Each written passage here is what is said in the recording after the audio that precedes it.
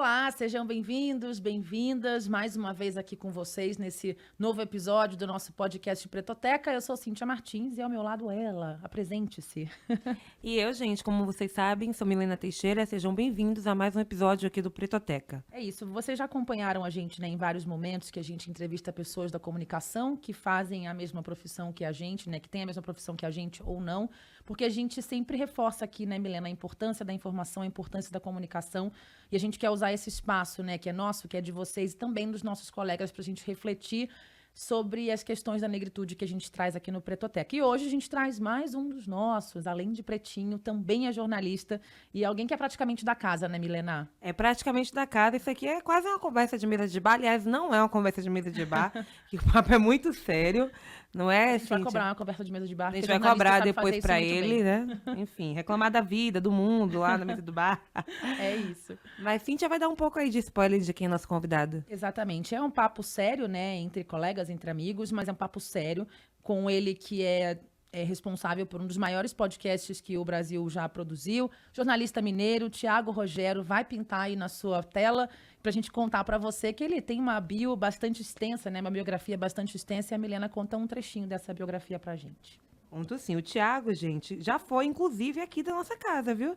Já foi jornalista da Rádio Band News FM, passou pelo Globo, pelo Estadão, e em novembro ali de 2020, ele lançou o primeiro episódio do Vidas Negras, um podcast produzido pela Rádio Novelo e conduzido ali por uma equipe de maioria, né, de pessoas negras. Exatamente, mas ele não para, a gente falou que o Não para, currículo é não extenso. para, é. Ele também é um dos diretores da Associação Brasileira de Jornalismo Investigativo, né, que é a ABRAGE. Venceu o 42º Prêmio Vladimir Herzog numa produção jornalística em áudio. Também foi finalista no ano passado, 2021, do principal prêmio de podcasts dos Estados Unidos, que é o Third Coast International Audio Festival. Agora, gente, ele está preparando uma surpresa pra gente com um projeto novo, né, Thiago? Que eu vou deixar você falar aqui. Mas primeiro, seja bem-vindo. Dê Seja suas bem-vindo à Pretoteca. boas-vindas. Dê suas Falamos boas-vindas. muito, né? Porque são 3 comunicadores aqui, vai ter que brigar para ver quem é que fala mais. Sim. Obrigado, gente. Boa noite. É um prazer estar aqui. Sou ouvinte do Pretoteca, então é um prazer estar aqui conversando com vocês. Obrigado por essa apresentação.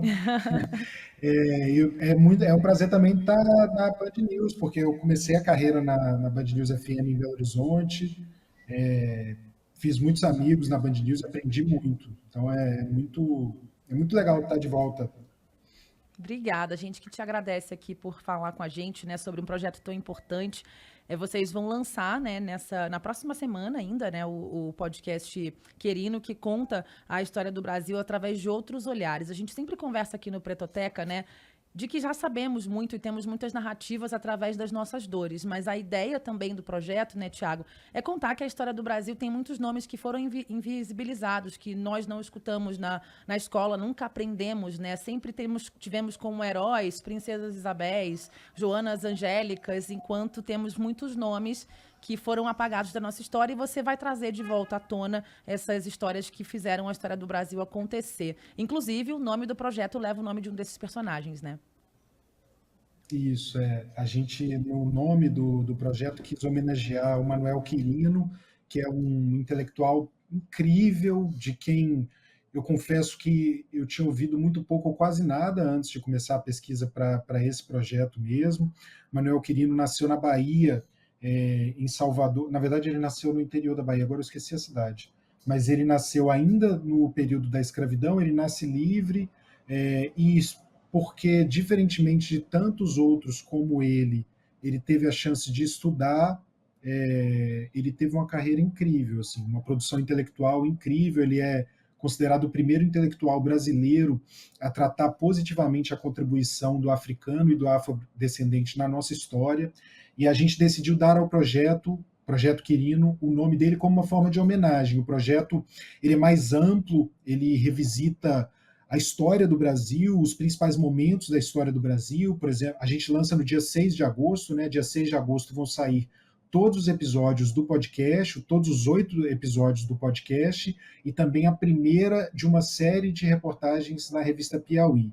E a primeira matéria do podcast é sobre a independência do Brasil. A história da independência do Brasil contada de uma forma que a gente considera mais completa, e que mostra a participação negra na independência e também a participação branca da elite política, da elite econômica senhorial de escravos da época, e o quanto que a escravidão tem um peso sobre a independência do Brasil, a manutenção da escravidão tem um peso. Então, no Vidas Negras, que é esse podcast que a gente fez, que era um original Spotify produzido pela Novelo, todos os episódios do Vidas Negras já estão no ar, que são 30 episódios, a gente tinha um foco muito grande nas personalidades, né, em contar a história das pessoas cujas histórias não foram tão contadas quanto deveria, algumas nem foram contadas, né? E esses exemplos de pessoas negras de destaque nas mais diferentes áreas, né? Na literatura, enfim, no direito, nas mais diversas áreas, na própria música também, no futebol, enfim. E agora, no Quirino, o nosso olhar é mais macro, é um olhar mais para os acontecimentos. Qual que foi a participação das pessoas negras nesses grandes acontecimentos da nossa história e qual que foi a responsabilidade das pessoas brancas também por tudo que aconteceu, das escolhas que as pessoas brancas fizeram, escolhas em manter a escravidão, escolhas por manter o tráfico de escravizados, escolhas por promover o tráfico de escravizados quando ele já estava sendo condenado e proibido no mundo inteiro, e o Brasil escolhe mantê-lo, e as escolhas, por exemplo, por manter o tráfico de escravizados, inclusive quando ele era proibido pelas leis do próprio Brasil. Então a gente vai apontar muito também o dedo para as pessoas brancas, para as responsabilidades das pessoas brancas, porque foram essas escolhas das pessoas brancas por manter a barbárie que foi a escravidão, a desumanidade que foi a escravidão, foram essas escolhas que garantiram a prosperidade dessas pessoas brancas. Prosperidade que está garantida até hoje para seus descendentes, para pessoas que já nascem com tudo posto, com uma riqueza que vem lá de trás, com a riqueza que vem da exploração, da maldade mesmo, né? Porque a escravidão não deixa de ser uma profunda maldade. Então é isso que a gente pretende com o Projeto Quirino, que sai agora no dia 6 de agosto. Sem dúvida nenhuma, tem toda a razão, né? Uma profunda maldade e crueldade com esse processo de escravocrata. A gente não pode esquecer que muitos donos de escravizados na época queriam uma indenização quando apoiavam o fim da escravidão, mas sob o pretexto de que eles tivessem uma indenização por perder aquela mão de obra escravizada. E só para completar, você falou de Quirino, a dúvida na cidade que ele nasceu, dei um Google aqui rápido, Santo Amaro, na Bahia, em 1851. Milena Teixeira, é você. Conterrânea, né, gente? Ai, Thiago, eu queria, para quem ouve, para quem assiste a gente, né, para entender, o Projeteca também é um podcast que, enfim, outro estilo, que traz personalidades negras, que a gente entrevista personalidades negras, mas qual a importância que você vê como comunicador e como, né, enfim, todos somos antirracistas, de produzir esse tipo de conteúdo, né? Que conte a história do Brasil a partir da perspectiva de pessoas negras, que conte o que pessoas negras estão fazendo. Por que é importante? A importância é que, primeiro, que por uma série de motivos que são difíceis de compreender, esse conteúdo, eu não vou dizer que ele não existia, né? Porque sempre houve pessoas negras que conseguiram furar todas essas barreiras para contar as suas histórias sob o seu ponto de vista. O próprio Manuel Quirino é um exemplo disso, mas a gente tem vários outros. A gente pode pensar, por exemplo, em Carolina Maria de Jesus, né, que no mercado, o mercado literário dominado por homens brancos, ela consegue se impor e ser a grande sensação literária dos anos 60, né, um momento de marasmo, enfim, em termos de vendas, né, e ela vira uma sensação, um boom e tal. Então, essas histórias, esses casos, foram exceções, né? A gente está tentando ser menos exceção, né? Mas a importância é que só assim que você consegue um ponto de vista completo sobre a experiência que é ser brasileiro, né? O Brasil é um país diverso, é um país majoritariamente negro, mais da metade da população brasileira é afrodescendente, e se você só tem histórias sendo contadas sob o ponto de vista branco, e na maior parte das vezes é um ponto de vista masculino branco, né?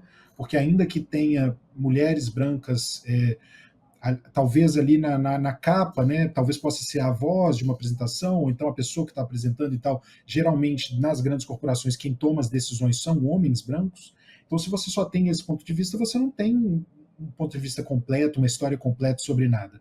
E você deixa de se comunicar com o próprio público, né? Qual que é a conexão com o público de um país que é majoritariamente negro, se você apresenta histórias majoritariamente brancas, né? Escolhidas sob um ponto de vista branco e tal. E as pessoas têm experiências diferentes, têm backgrounds diferentes, né? Enfim, vidas diferentes e tal. E quanto mais próximo você chega dessa pluralidade de informações e de pontos de vista, melhor fica o conteúdo que se produz, né?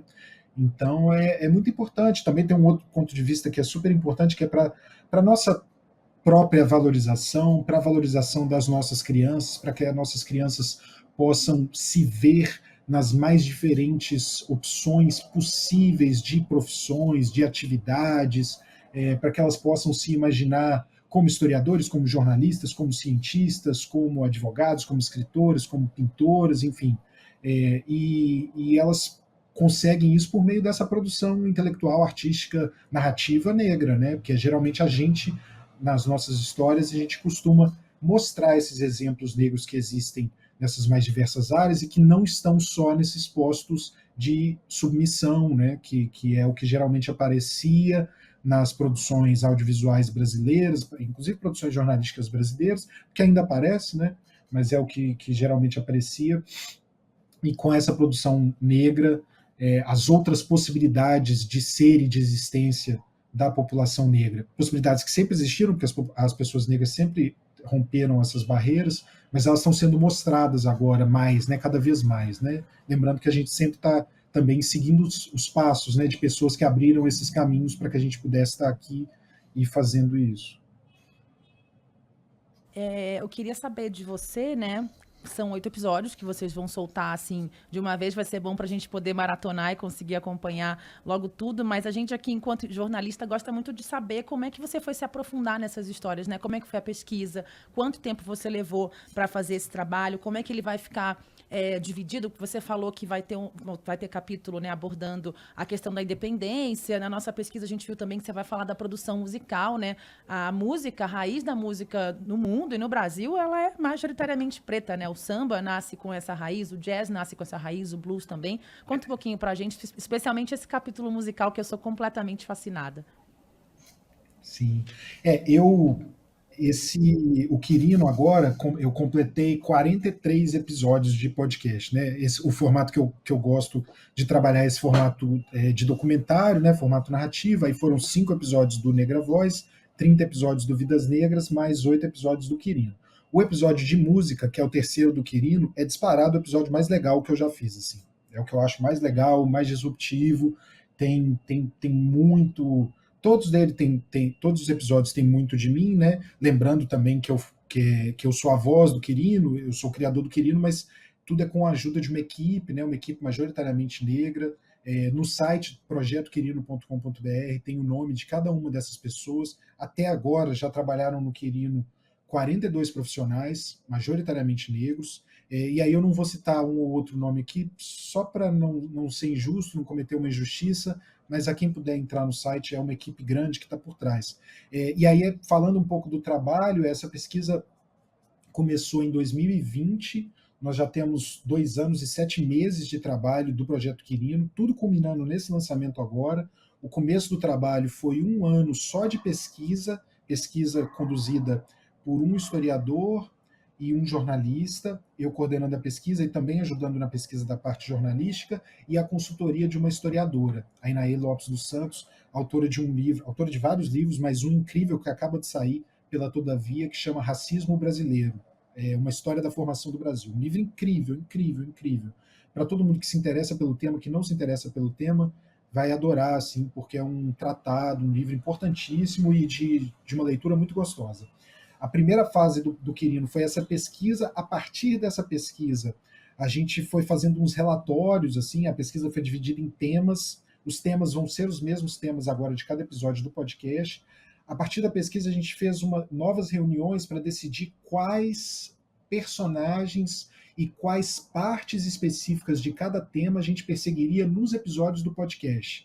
Porque se você tenta contar, ainda mais se a gente está tentando contar uma história macro, se você tenta contar coisas demais, o podcast pode ficar com um tom um pouco parecendo um documentário antigo, daqueles que a gente via na escola e ficava com um pouco de sono. Então a gente escolhe as histórias que a gente vai mergulhar para tentar criar conexão com o ouvinte, para deixar mais interessante mesmo, né? Mais quente, assim, entre muitas aspas, para o ouvinte. Então a gente teve essa reunião para decidir quais as histórias que a gente ia perseguir, e a partir daí começou as entrevistas. Foram mais de 50 entrevistas, boa parte delas a gente fez em loco, com viagens. Eu fui para o Maranhão, eu fui para a Bahia, fui para o interior do Rio, para São Paulo, para Minas Gerais, que é a minha terra, mas fui também a trabalho lá para o interior de Minas para gravar uma história. Outros lugares que a gente acabou não indo, a gente gravou com pessoas de lá, então gravamos com entrevistados do Rio Grande do Sul, gravamos com gente do Pará, muitos estados e regiões brasileiras contempladas, e este ano a gente se juntou também à revista Piauí, que a partir dos relatórios dessa primeira fase da pesquisa, começou a produção de novas matérias que vão sair agora também a partir de 6 de agosto, uma matéria por mês, por pelo menos 4 meses nessa fase inicial. E aí todo esse material vai estar reunido no nosso site, que vou repetir, porque é sempre bom, é o projetoquirino.com.br. Mas é isso, mas olha, por isso que você falou, Cíntia, do que você gosta de episódios musicais, do que te interessa, você não vai se decepcionar, porque é bem nessa linha. Ai, nossa, tô curiosíssima aqui. Enquanto você fala, a gente está, né, aqui em off falando do quanto a gente está empolgada para ouvir esse projeto, e certamente vamos maratonar e estamos torcendo muito para que seja um super de um sucesso. Vai ser, com certeza. Tiago, queria te fazer uma outra pergunta agora. A gente, Claro que o movimento negro sempre falou muito sobre essas questões raciais, denunciou e tal, mas depois dali da morte do Floyd, a gente vê isso muito mais noticiado hoje, né? Casos de racismo estão em home dos maiores portais do Brasil. Isso é ótimo, isso é muito bom. Inclusive, e a gente tem colegas, né? Eu tenho colegas, amigos, inclusive, que produzem conteúdos sobre pessoas negras. A gente tem, por exemplo, o Laurentino Gomes, que está fazendo isso há muito tempo, né? E faz isso de uma forma muito boa. Positiva, né? Muito positiva, a contribuição dele. A gente tem agora o podcast da Mulher da Casa Abandonada, né? Que é feito pelo Chico Felice, que também, como o Laurentino, é um homem branco, e que, no final das contas, ali é um caso de racismo, né? O podcast conta a história de uma mulher que foi escravizada, né, por uma pessoa branca nos Estados Unidos.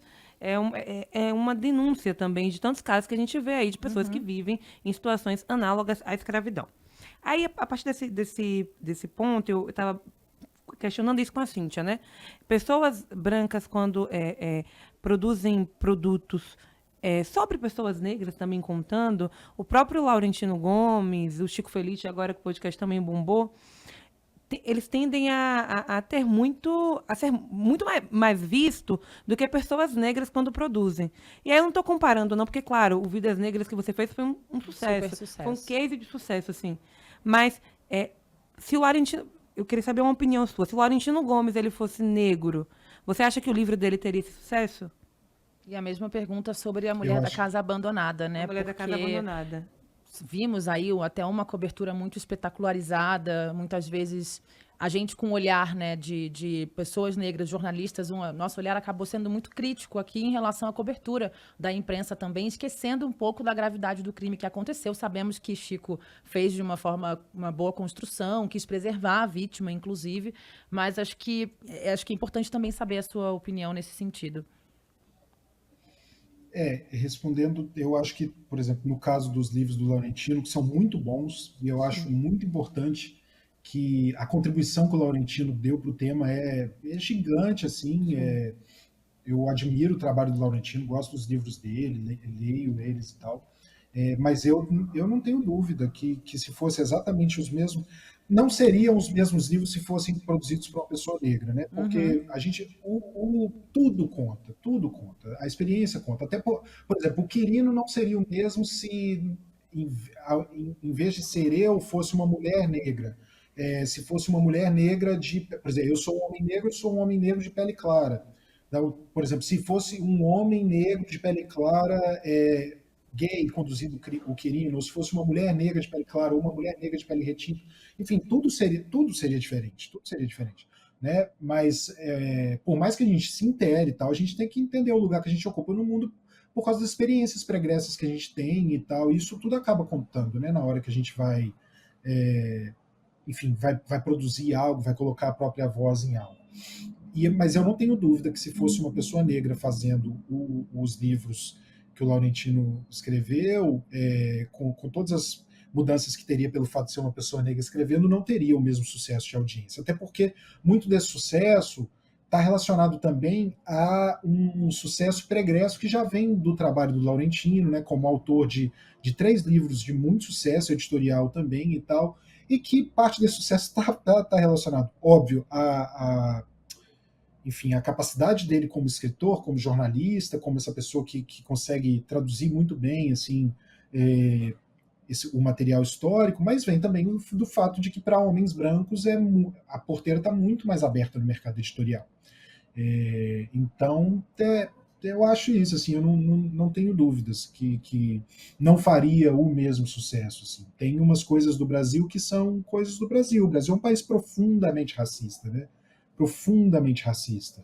As pessoas ainda, né, a mentira mais bem contada na história do Brasil é que a gente vive numa democracia racial, que aqui não existe racismo, ou então que o racismo, que se aqui ele existe, ele é mais brando do que nos Estados Unidos, ou por exemplo, na África do Sul, que foram países que tiveram leis segregacionistas, né? Mas a própria Inaê Lopes dos Santos, que é a nossa consultora nesse projeto, é a autora desse livro incrível que eu falei agora há pouco, ela costuma falar que o Brasil nunca precisou de leis segregacionistas para ser segregacionista,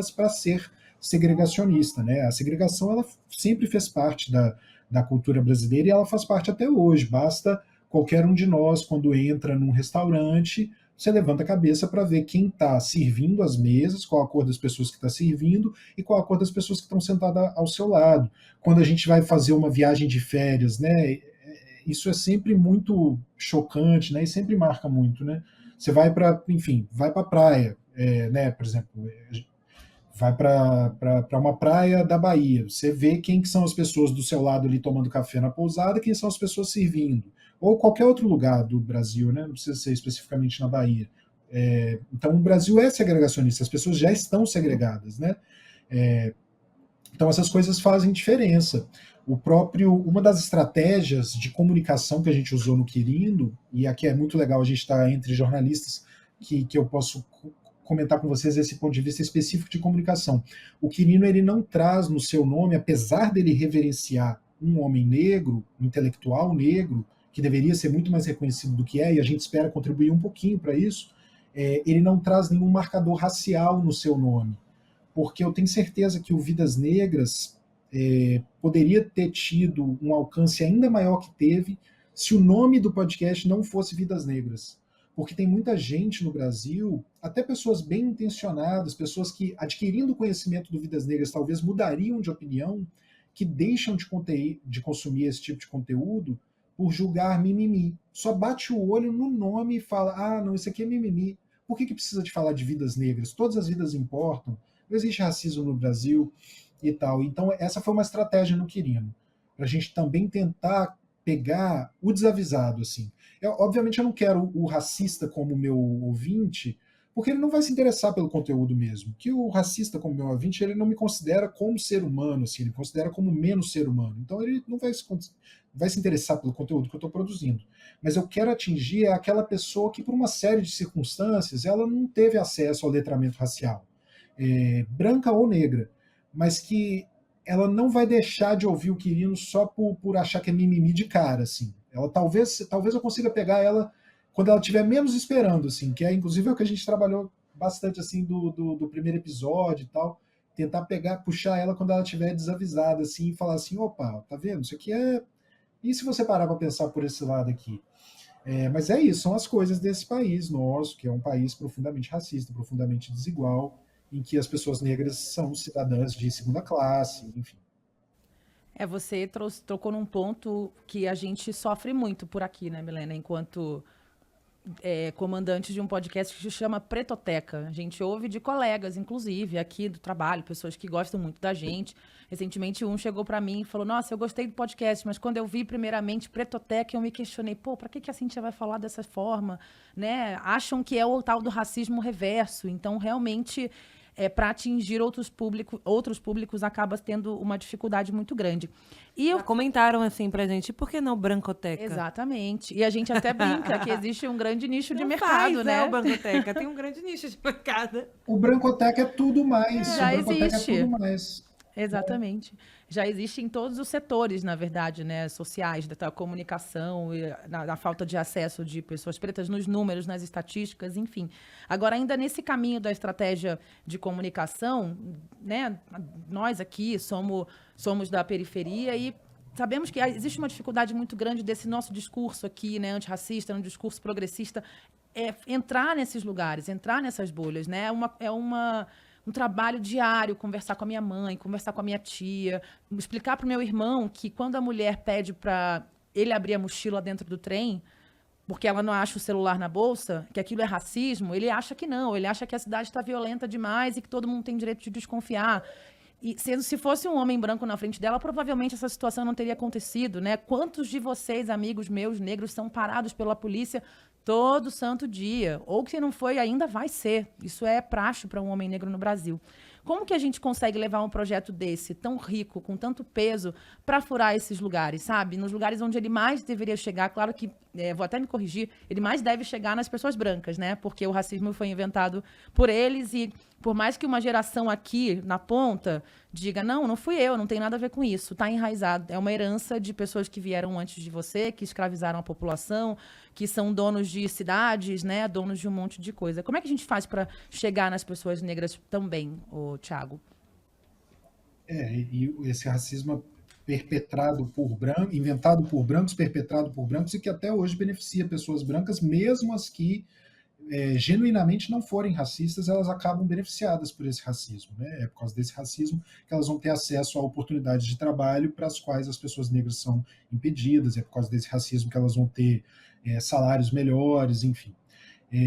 Mas é uma preocupação nossa muito grande chegar a pessoas negras, pessoas de periferia, naturalmente, né? Acho que uma parte dessa estratégia e que eu falei, por exemplo, está no nome. Uma coisa que eu me preocupo muito também nos textos do podcast não pode ser um texto, por mais que eu aprecie muito e consuma muito e reverencie e referencie a produção intelectual negra, tem uma coisa do academiquez que ele afasta um pouco as pessoas, né? Então eu tento pensar como esse conteúdo pode ser, enfim, assimilado por todo mundo, né? Porque eu mesmo não gosto de ouvir coisas em academiquez, né? Tem uma coisa também de tomar um cuidado, de que parecer que não quer dizer que eu estou escrevendo de uma forma simples e direta, como se a pessoa, sei lá, a pessoa da periferia não vai consumir algo que foi escrito de uma forma rebuscada. Não é isso, ela vai consumir também na hora que ela quer, mas o que eu estou tentando pensar é como tornar aquilo mais palatável possível para todo mundo, assim, mais quente possível, mais interessante possível para ser consumido. Uma outra coisa que a gente pensa muito também é na disponibilização do conteúdo, né? Por exemplo, a mídia podcast ainda é uma mídia muito elitizada no Brasil, né? Por mais que haja consumo de todas as camadas da sociedade nesse momento, mas ainda há poucas pessoas no Brasil, comparada à proporção do tamanho da população, ainda há poucas pessoas no Brasil que escutam podcast. E tem muito mais gente já habituada ao YouTube, por exemplo. Então, a gente vai disponibilizar o conteúdo no YouTube. Uma outra coisa que também é importante, que não está exatamente relacionada à sua pergunta, mas que a gente tem esse cuidado também de disponibilizar, é que todos os episódios vão ter a transcrição lá no site, então deficientes auditivos também vão poder acompanhar o conteúdo, né? Até porque a gente encara, muito humildemente, a gente encara isso como o projeto, como uma forma de prestação de serviço, né? De informação. Tudo do projeto vai estar disponível gratuitamente, e a gente está pensando em outras formas de estratégia de comunicação relacionadas, por exemplo, a gente vai ter uma verba para anunciar o projeto em outros podcasts, a gente está pensando também no público que ouve cada um desses podcasts para tentar chegar a pessoas dentro dessa gama, né? Mas é isso, assim, e a partir do lançamento, o lançamento a gente entende como a primeira fase do Quirino, a primeira fase pós-publicação, né? Estava antes falando em fase da frase do momento ali de pesquisa e de produção, mas agora que a gente vai para a publicação, o podcast e a série de publicações na revista Piauí, e também o site, a gente entende como a primeira fase. A gente quer que o Quirino se desdobre, por exemplo, em projetos educacionais, a gente quer muito fazer isso. Ele vai se desdobrar em livros, a gente já está em contato com editoras sobre isso, muito provavelmente também documentário, eu não sei se seria uma série ou um documentário especificamente, em tudo isso tendo como foco que ele precisa chegar nos nossos, assim, nos nossos onde eles estão. Por exemplo, quando eu penso em projeto educacional, eu estou pensando na escola pública, né? Estou pensando em como que ele vai chegar, porque as nossas crianças estão majoritariamente na escola pública. Embora ele seja um conteúdo que deva ser, acho que seria muito positivo se fosse consumido também por pessoas brancas, eu não deixo de ter como meu foco primordial que as pessoas negras consumam esse conteúdo, né? Tanto elas para se sentirem mais empoderadas, se a gente puder proporcionar isso, quanto para entenderem, enfim, de entenderem um pouco mais o que for de informação nova, né? Porque as pessoas já se interam, né? Tem muita gente produzindo conteúdo muito legal, vocês incluídas nisso, obviamente, mas se interarem ainda mais sobre a quantidade de sacanagem que já rolou na história desse país e que continua rolando. E que explicam, né, por que todos nós estamos nessa situação. Não só a população negra na base da população, mas as pessoas brancas se beneficiando disso continuamente, né, e que continuam se beneficiando dessas posições. Bacana, Tiago. Agora foi? Você. Foi, não. Bacana, Tiago. Eu queria te fazer uma outra pergunta, né? Você acabou de falar que quem está fazendo, quem participou da produção do podcast, que a maior parte ali das pessoas que estão compondo são pessoas negras. E aí quando a gente vai, que bom, né? Que bom, que legal isso. Mas quando a gente vai olhar para as redações brasileiras, ainda somos Quase nada, né? nada. Quase nada. E aí eu queria a sua opinião sobre a importância dessa representatividade. Quando eu falo representatividade, não é só de colocar um repórter negro na tela da televisão, porque a gente sabe que quem assim, nada contra, acho que é super importante também ter, mas quem assina as matérias mais importantes do Brasil são pessoas brancas, né? Os colunistas mais importantes do Brasil são pessoas brancas. E eu falo de matéria de política, de matéria de economia, né? de poder. O poder do jornalismo no Brasil está na mão de pessoas brancas. Como é que você vê essa questão da representatividade hoje nas redações brasileiras? Você já passou por bastante redação, né? E a importância dessa representatividade está em todo lugar, né? Não ter só o repórter da televisão, mas ter o chefe dele, ter a média gestão, ter também no jornalismo impresso, no jornalismo virtual. E também na construção desse projeto, né? Porque eu imagino que vê-lo concretizado passa, obviamente, muito pelas mãos de mais da metade da sua equipe ser de pessoas negras, né? Sim. Sim, eu tive esse privilégio nos 2 últimos projetos, quando eu saí do Jornal Globo para começar a fazer esses projetos, né, eu tive esse privilégio em ambos, o Vidas Negras e o Quirino, poder trabalhar com equipes majoritariamente negras, que foi a primeira vez na minha carreira que isso aconteceu. E foi a primeira vez que, enfim, né, no caso deles eu nunca tive uma chefia direta negra, né? Nunca tive. Eu tive chefias, na verdade eu tive uma vez em Belo Horizonte, por um breve período de tempo, e depois tive chefias negras indiretas, né? Mas nesse caso, nesses 2 projetos, a chefia era negra, né? No caso, a chefia era minha, e então era uma chefia negra. Mas enfim, é uma realidade que os repórteres negros não estão nas grandes redações, né? No jornalismo, essa que é uma realidade de todas as profissões brasileiras, né? E quanto melhor vai sendo a remuneração de cada profissão, a gente encontra menos negros, né? O jornalismo ainda, embora sejamos muito poucos, ainda tem um pouquinho mais do que outras profissões, né? Como por exemplo na medicina, né? A medicina tem ainda menos negros, embora a arte da cura seja tão intrínseca ao nosso povo e tudo mais. Mas o jornalismo não é diferente disso, mas é como vocês falaram, e eu assino embaixo, não adianta ter só... É importante que haja repórteres negros na telinha, muito também por causa desse aspecto da criança que vai estar se vendo na tela, é importante que haja nos microfones, né, vozes negras como é o caso de vocês, é importante que haja enfim, no impresso e tal, mas precisa ter chefes negros, porque senão vai ser a eterna batalha do repórter negro solitário que vê a chefia sendo profundamente equivocada, e aí ele, em algum momento, se sente desencorajado a sugerir uma pauta, porque ele sabe que ele não encontra acolhimento. E o que eu vi acontecer em todas essas redações que eu passei foi essas redações que praticamente não tinham chefes negros e tinham poucos repórteres negros, expulsarem os seus repórteres negros. Expulsarem. Chega num ponto que fica tão insuportável que o repórter negro vai fazer qualquer outra coisa para poder sair dali. Coisa que talvez nem seja tão profissionalmente interessante para ele, mas ele vai fazer qualquer coisa para poder sair daquele ambiente opressor, daquele ambiente que ele não procura, que ele não encontra acolhimento, e que ele olha para cima, poderia estar olhando para um outro profissional negro que inspiraria ele, ou que no mínimo daria acolhimento para as ideias dele.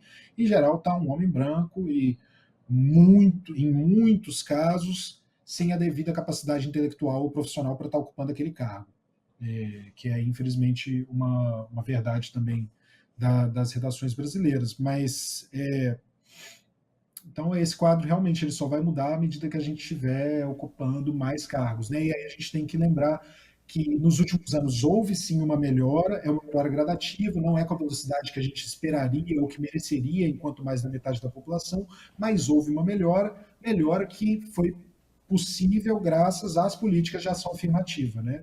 Foi graças às políticas de ação afirmativa que nós tivemos não só mais profissionais negros adentrando as redações, as mais diversas profissões também tivemos essa entrada, mas tivemos também uma produção, um aumento considerável da produção intelectual negra, por exemplo, de historiadores negros, né, que estão produzindo conteúdo sobre o nosso passado de histórias que a gente nem sabia, e isso tudo vai ajudando, né, e vai ajudando a gente a recuperar a nossa autoestima, a construir a nossa autoestima, e a buscar referências no passado, como, por exemplo, o Manuel Quirino, como, por exemplo, o Luiz Gama. Nós, como jornalistas, a gente olha para trás e vê um Luiz Gama, sacou? Porque a gente cresceu na escola, a gente aprendia que a gente olha para trás, a gente vê o escravizado sendo torturado ali. O escravizado que, segundo o que nos era ensinado na escola, ele era torturado e ele ficava calado e sendo torturado, e aí ele ia trabalhar até morrer e tal, que foi, infelizmente, o caso de muitos nós. Ainda que mesmo dentro dessa condição de escravizado houvesse tantas possibilidades